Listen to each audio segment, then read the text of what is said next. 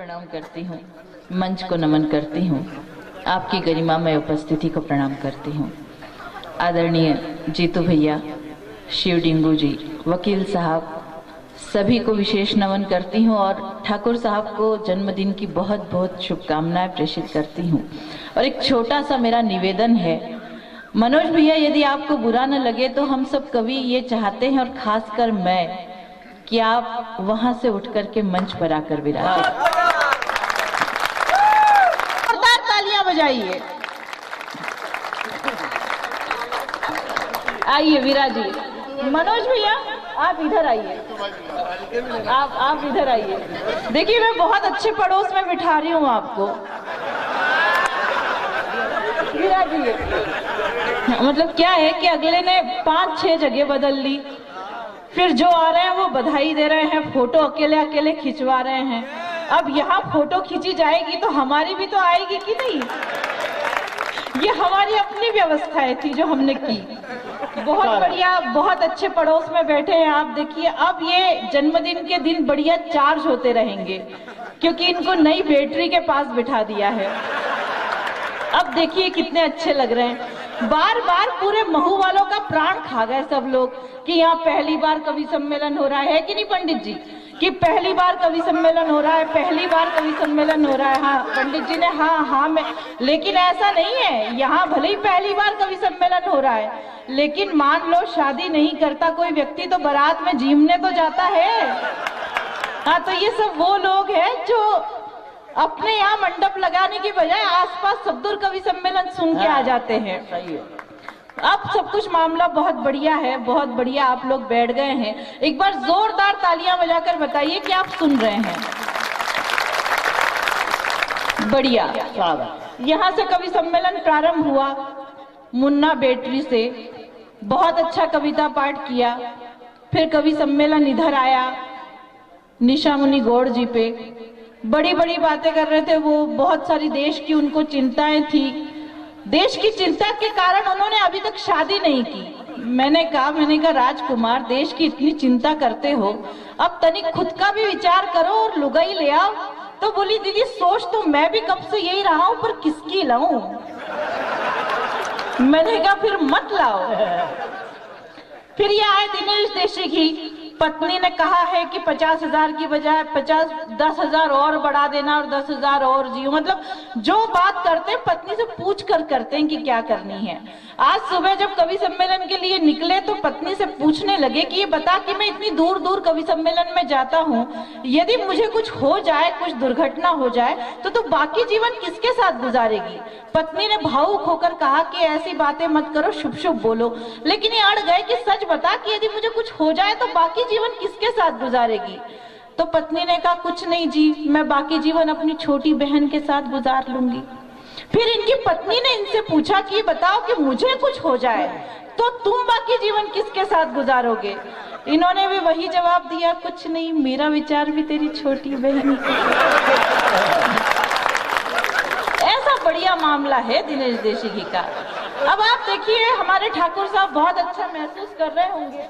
अच्छा पड़ोस उठकर चला गया। देखिए मतलब ठाकुर साहब का प्रभाव देखिए आप। मैं पिछले 3 साल से इन्हें शुभकामनाएं दे रही हूँ जन्म दिवस की, और इनसे पूछ रही हूँ कि मनोज भैया कितने साल के हो गए? तो बोले दीदी 26 साल के। फिर दूसरे साल वही, मैंने कहा मनोज भैया कितने साल के हो गए? तो बोले 26 साल के। अब इस साल भी मैंने कहा अपन कितने साल के हो गए ठाकुर साहब? तो बोले 26 साल के। मैंने कहा ये क्या मामला है, 3 साल से तो मैं पूछ रही हूँ और आप बता रहे 26 साल के। बोले कुछ नहीं दीदी, ठाकुर की जुबान दे दी सो दे दी। इतना बढ़िया मामला है। अब ये वो पड़ोस उठकर चला गया है। आप देखिए बहुत भद्र महिला है, बहुत अच्छी महिला है वो। आदरणीय सुमन जी बहुत अच्छी कवित्री। एक दृश्य छोटा सा आपके बीच में रखती हूँ, आनंद लीजिएगा। महू बस स्टैंड पर बस खड़ी, बस में एक बूढ़ी काकी चढ़ी। किसी ने जगह नहीं दी, किसी ने सामान रख दिया, किसी ने थैला रख दिया, कोई फैल कर बैठ गया। बूढ़ी काकी 10 मिनट परेशान होती रही, किसी ने जगह नहीं दी। तो ड्राइवर को दया आई, ड्राइवर ने कहा कि काकी आजा, बोनट पर बैठ जा। बोनट पर बिठा दिया। अब बस चली और बस में आदरणीय सुमन जी चढ़ी। अब दृश्य परिवर्तित हो गया। किसी ने थैला हटा दिया, कोई सिमट कर बैठ गया, मैडम इधर बैठ जाइए, मैडम इधर जगह इधर आ जाइए। लेकिन सुमन जी भद्र महिला, इन्होंने मना कर दिया कि मैं खड़े खड़े यात्रा कर लूंगी, किसी के पास नहीं बैठूंगी। लेकिन देखिए साहब गुस्सा कैसे उबाल खाता है। 10 मिनट तक ये सारा दृश्य जब बूढ़ी काकी देखती रही तो अब की बार बूढ़ी काकी के अंदर का उबाल फूटा और काकी जोर से चिल्लाई, बैठ जा बेटी बैठ जा, 10-20 साल बाद तुझे भी बोनट पे ही बैठना है।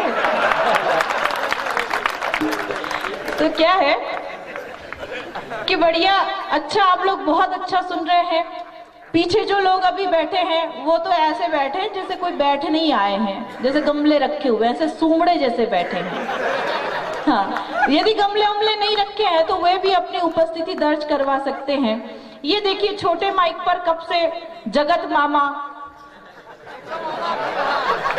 चिल्ला रहे हैं और ऐसा लग रहा है जैसे हज का छोटा रिचार्ज खुद बात करने की कोशिश कर रहा है। अब कह रहे हैं कि मैं राजनीति की बात नहीं करता क्योंकि मेरा चेचिस इस लायक नहीं है, मैं वीर रस की बात नहीं करता क्योंकि मेरा चेचिस इस लायक नहीं है। मेरा मानना है साहब कि जब सबको दिखाई दे रहा है कि चेचिस किसी लायक नहीं है तो कहने की क्या आवश्यकता। और भुगत तो वो रही है जो घर बैठी है कि चेचिस किसी भी लायक नहीं है। मुझे याद आता है कि अतुल ज्वाला पत्नी को लेकर मेले में गए, खो गए तो इनकी पत्नी ने सहेली से कहा कि पति खो गया है, रिपोर्ट लिखनी है। इनकी पत्नी सहेली को लेकर थानेदार साहब के पास पहुंची कि पति खो गया, रिपोर्ट लिखनी है। थानेदार साहब ने कहा कि हुलिया बता दो तो पति को ढूंढने में आसानी हो। अब इनकी पत्नी जो हुलिया बता रही है वो सुनना और इस चेचिस को एक बार फिर गौर से देखना। इनकी पत्नी हुलिया बता रही है कि 6 फुट हाइट, कलर एकदम वाइट, चले तो ऐसे जैसे ऋतिक रोशन, जेब में ढेर सारे क्रेडिट कार्ड, गले में सोने की चेन। वो सहेली ने कोनी मारी, क्या कर रही है, किसका हुलिया बता रही है। पत्नी ने जवाब दिया, जाने दे, गया सो भंगार गया, आए वो तो ढंग का आए। देखो प्रेरणा जी, हमारे यहाँ तो क्या बंगाल में भी कभी कभी सामान ऐसे आ जाते हैं, धो-धा के काम में ले तो बरसों तक चलते हैं। आपको देखकर तो ये बखूबी समझ में आ रहा है कि वही काम में लाया जा रहा है। मैं तो खाली ये कहना चाहता हूँ कि हम तो देखो क्या है, इंदौर में रहते हैं, राऊ में रहते हैं, हम मध्य मालवा के लोग हैं। हम तो खाली ये कह सकते हैं कि खुद अपने हाथों आग मत लगा। और समझ में आ जाए तो ताली बजाना कि खुद अपने हाथों आग मत लगा। ये दिल का मामला है, दिमाग मत लगा। कि खुद अपने हाथों आग मत लगा, ये दिल का मामला है, दिमाग मत लगा। और तू भी मेरी मोहब्बत का कायल है तो 2 का गुणा कर 4 का भाग मत लगा। मतलब क्या ऊर्जा आई है आप लोगों में कसम से, जो इतनी देर से नहीं आई। हाँ, और ये सारे पप्पू तो वही सुनने खड़े हैं इतनी देर से।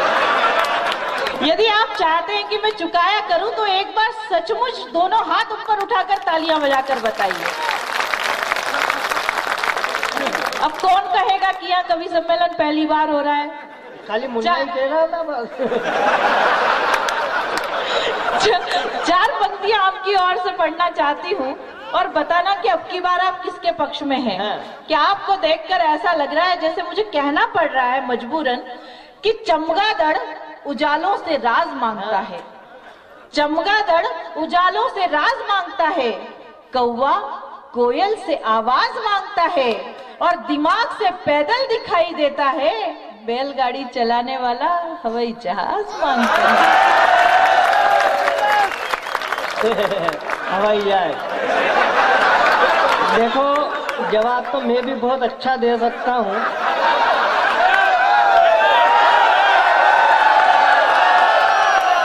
ये क्या है, ये पढ़ी लिखी है तो मैं कोई अंगूठा टेक थोड़ी हूँ। मैं भी डबल एमए हूँ, मेरी पीएचडी हो जाएगी, कोई टेंशन नहीं है। देखो प्रेरणा जी, आप सुनना कि चमगादड़ ही है जो चांद की चांदनी को चूमते हैं, वही निकलते हैं रात में, तो अपन तो सोए पड़े रहते। संभालना पंक्ति के चमगादड़ ही है जो चांद की चांदनी को चूमते हैं।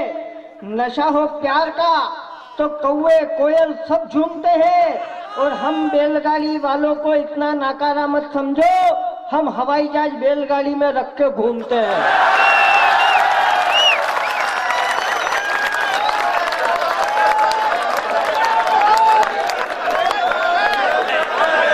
कितने बढ़िया लोग हैं आप, कितने अच्छे लोग हैं। मतलब काका जी आपकी ओर से जवाब दे रही हूँ आपकी बात।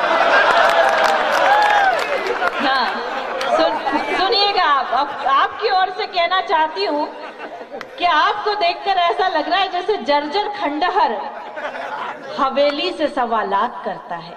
हाँ। जर्जर खंडहर हवेली से सवालात करता है, मेंढक सूट बूट पहनकर जल परी से मुलाकात करता है। जर्जर खंडहर हवेली से सवालात करता है, मेंढक सूट बूट पहनकर जल परी से मुलाकात करता है, और जिसकी तस्वीर देखकर जुगनू भी डर जाते हैं, वो शख्स आज चांद को पाने की बात करता है। क्या हो कर रहे हो?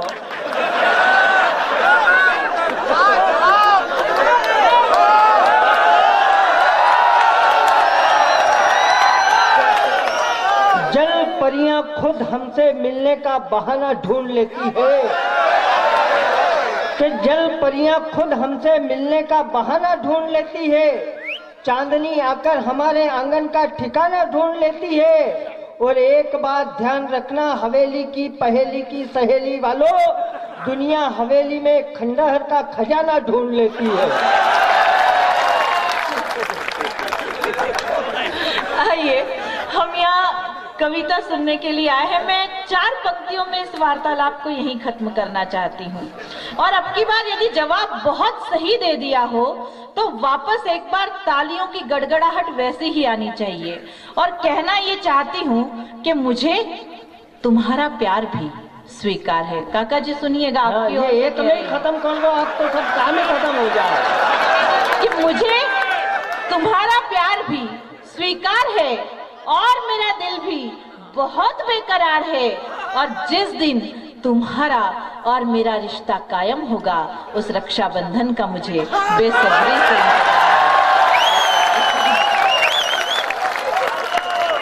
भगवान कसम एक बात तो कहना चाहता हूँ मनोज भैया, यहाँ जन्मदिन तो मना लिया, पर यहाँ चुनाव कभी मत लड़ लेना। ये इतने होशियार लोग हैं मऊ गाँव वाले कि ये जिसका फार्म भराएंगे उसकी जमानत जब्त करवाएंगे। मतलब मैं आपका वकील बन के बैठा हूँ, आप मेरी फाइल निपटाने में लगे हुए।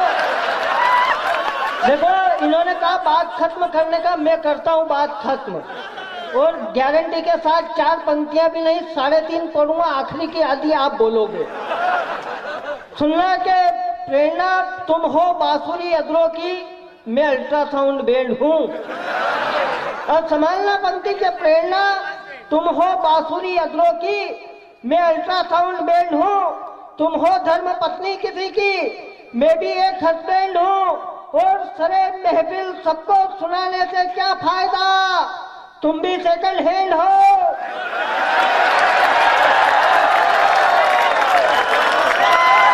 और मैं भी सेकंड हैंड हूँ।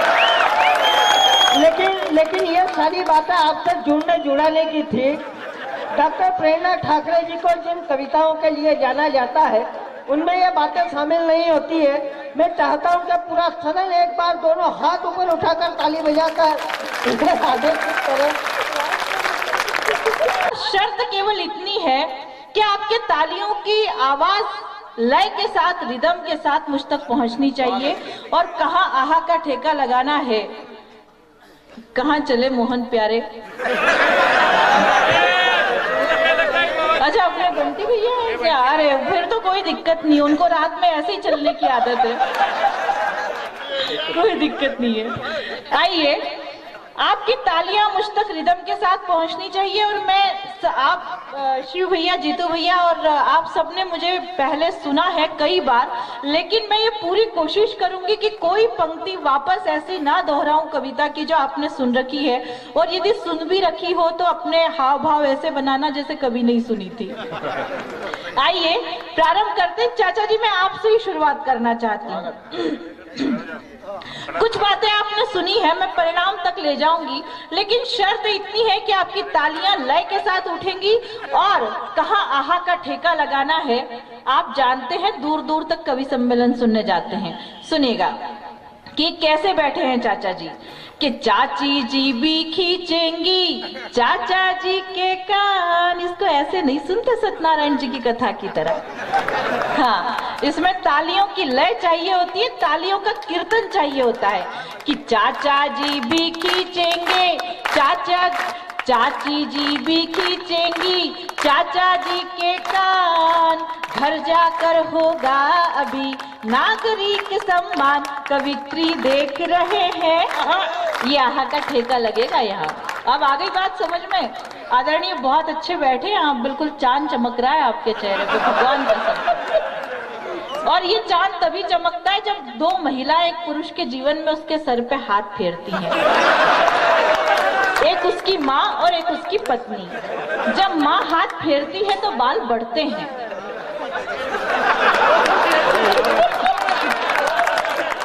और पत्नी हाथ फेरती है तो ऐसी हालत हो जाती है।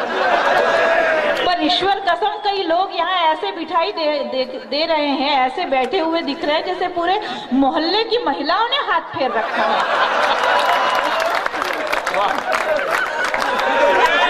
तब प्रारंभ करती हूँ, सुनिएगा। और ऐसे ही आपकी तालियों की लय आनी चाहिए। मौसम का प्रभाव हम सभी के गलों पर है, सबके गले खराब हो रहे हैं, लेकिन आप ये तालियां ही इसे सफल बना सकती हैं। चाचा जी सुनिए कि चाची जी भी खींचेंगी चाचा जी के कान। घर जाकर होगा अभी नागरिक सम्मान, कवित्री देख रहे हैं, ये नजरें सेक रहे हैं। कवित्री देख रहे हैं, ये नजरें सेक रहे हैं।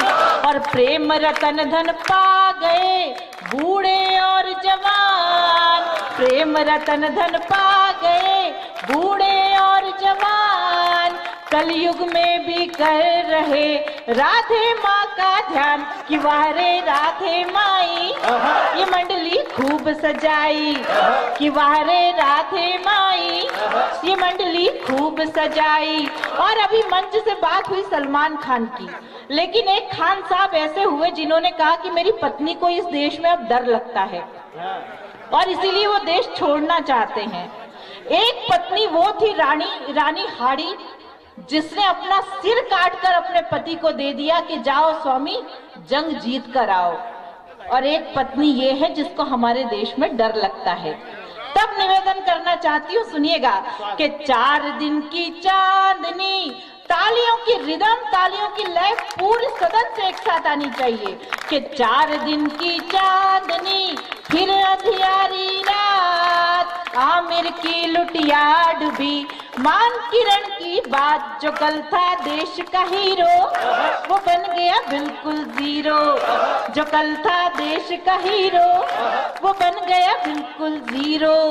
और जेएनयू में हो रही देशद्रोह की बात, जेएनयू में हो रही देशद्रोह की बात। राहुल गांधी पहुंच गए देने उनका साथ, कि जनता पीटे माथा, कि रोती भारत माता। ये जनता पीटे माथा, कि रोती भारत माता। और 10 जनपद के द्वार पर राहुल खड़े, 10 तालियों की लय आनी चाहिए कि 10 जनपद के द्वार पर राहुल खड़े उदास। समझाती है सोनिया हो जा पप्पू पास, चली मोदी की आंधी करे क्या राहुल गांधी। चली मोदी की आंधी करे क्या राहुल गांधी। और 56 इंची सीने को गीदड़ आंख दिखाए, 56 इंची सीने को गीदड़ आंख दिखाए। अच्छे दिनों मोदी जी कहो कहाँ से आए, कि छोड़ो अब लाचारी युद्ध की करो तैयारी। कि छोड़ो अब लाचारी युद्ध की करो तैयारी। आंदोलन समाप्त। एक बार जोरदार तालियां बजाकर बताइए कि आप मुझे सुन रहे हैं। केजरी ये झाड़ू वाला।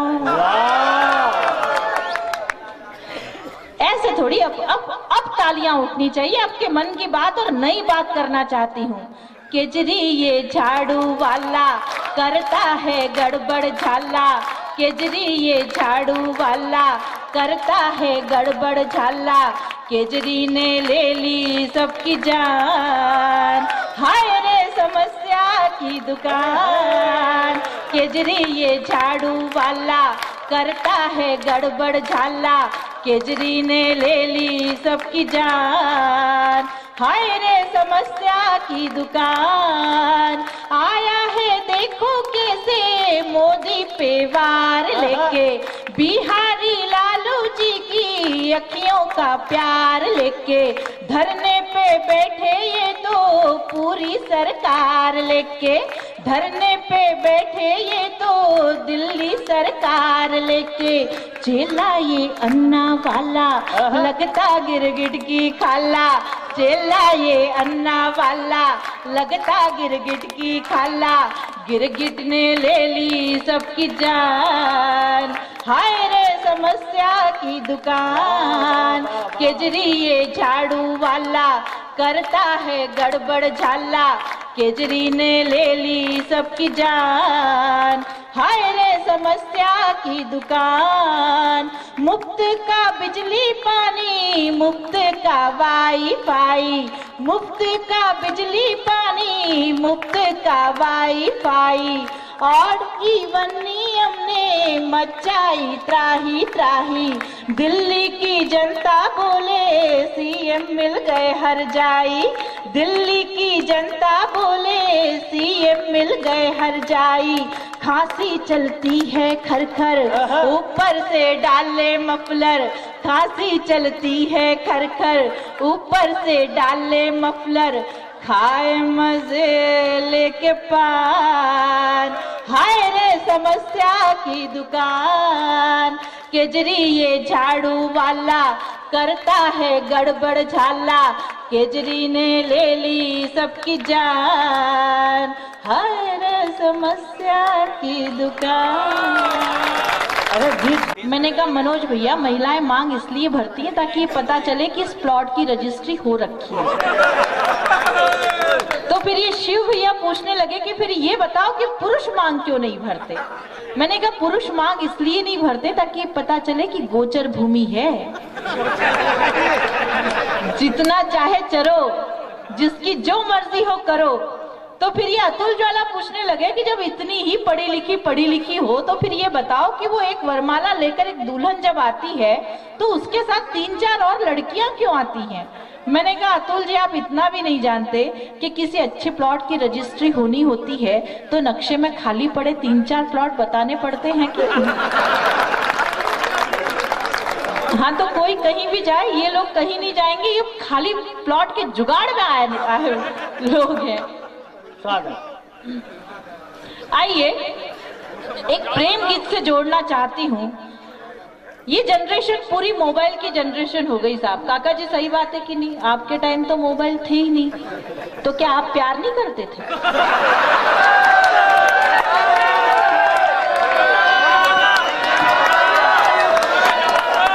पर ये काका जी, ये सब मोबाइल वाले बच्चे हो गए, मोबाइल वाले पप्पू हैं। मतलब ये क्या है कि ये प्यार करते हैं और कई पप्पू ऐसे हैं इस वार्ड क्रमांक 13 में जो अपने गर्लफ्रेंड के मोबाइल में बैलेंस डलवाते हैं। अच्छा, बड़ी बात ये नहीं है, बड़ी बात ये कि जमाना इतना खराब आ गया है कि वो गर्लफ्रेंड उसी बैलेंस से तीसरे बॉयफ्रेंड से बात करती है। ये सारे वही पप्पू हैं। पर काका जी, जब आपने प्यार किया होगा तो उन दिनों को याद कीजिएगा और प्रेम गीत रखना चाहती हूँ। यदि आप सुनना चाहते हैं तो एक बार जोरदार तालियां बजाकर मुझे आदेशित करें।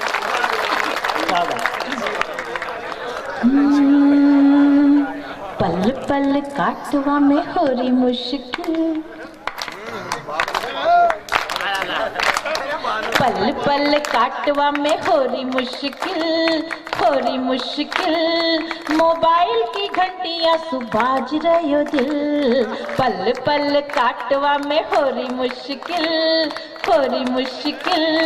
मोबाइल की घंटियां सुबाज रही दिल। भारी भारी दिन हो गया भारी भारी रात, सपना में साजना सुहोरी मुलाकात।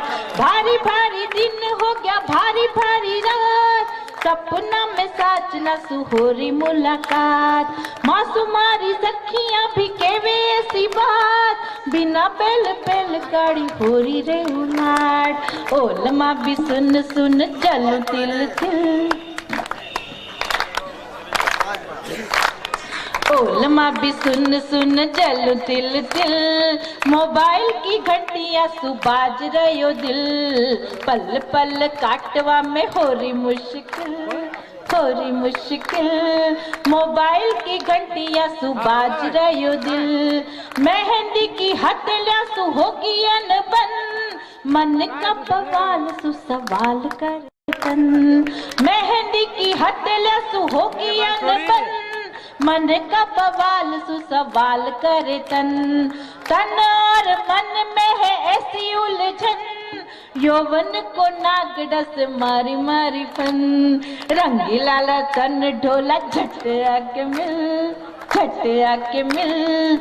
रंगीला रतन डोला झट आके मिल, झट आके मिल। मोबाइल की घंटियां सुबाज रयो दिल, पल पल काटवा में होरी मुश्किल,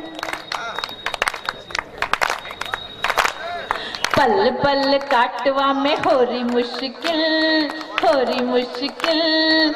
मोबाइल की घंटियां सुबाज रयो दिल, पल